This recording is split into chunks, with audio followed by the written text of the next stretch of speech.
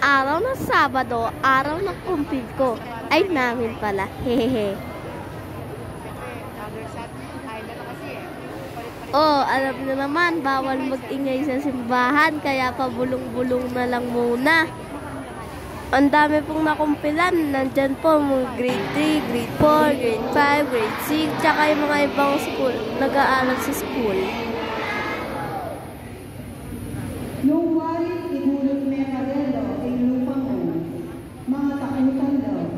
Makinig lang po tayo, guys. Naglaro lang po talaga kami ng kandila dyan. Charot!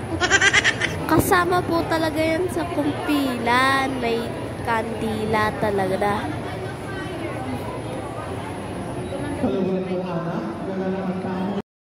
Tingnang maigi, baka mamatay. Ipaning ginunin niya sa Kristo. Tapos, pinapila na kami. Siyempre, kasama ang ninong at ninang.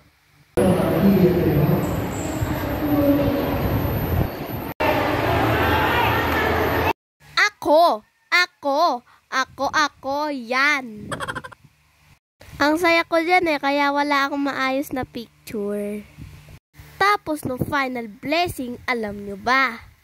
Nasa CR na kami. Kasi katatawa ko, naihi na ako. Tumawid lang kami sa kalsada. Tapos pumunta kami sa fansite, tapos naghugas na ako ng kamay para kumain.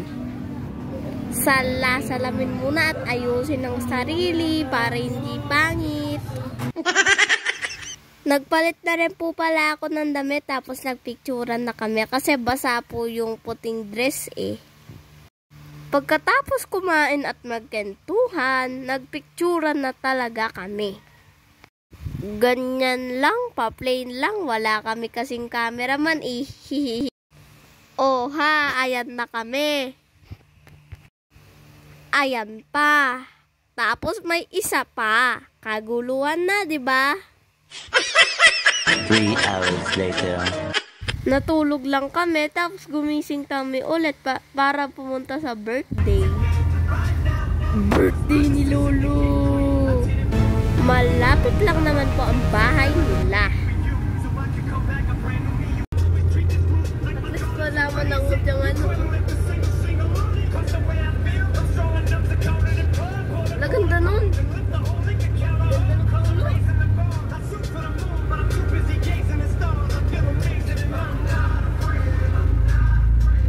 Nakapag-picture pa nga kami dyan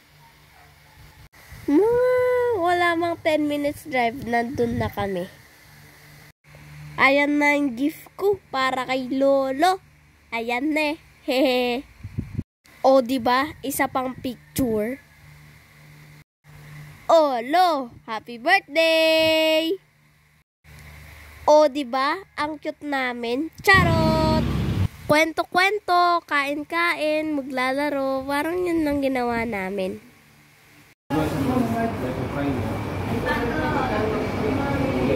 Andyan rin pala si Zach, oh.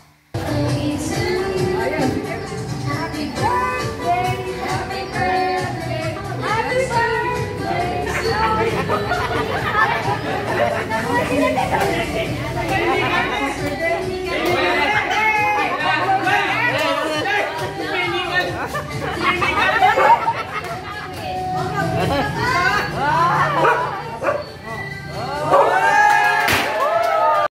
Tapos na mag-blow, tada! Pagkatapos nun, syempre, picture time, picture ulit. Ayan na, picture, hanggang dulo na yan. O diba, puro kami lang yan Mga 11:30 na siguro, umuwi na kami. Ayan, nadaanan namin yung police station. Kaharap lang ng church ko saan kami nagpakumpil. Ang daming ilaw, ang ganda. Ngayon pa lang ako nakadaan dyan ng gabi. O, ayun lamang. Salamat sa panood. Bye-bye.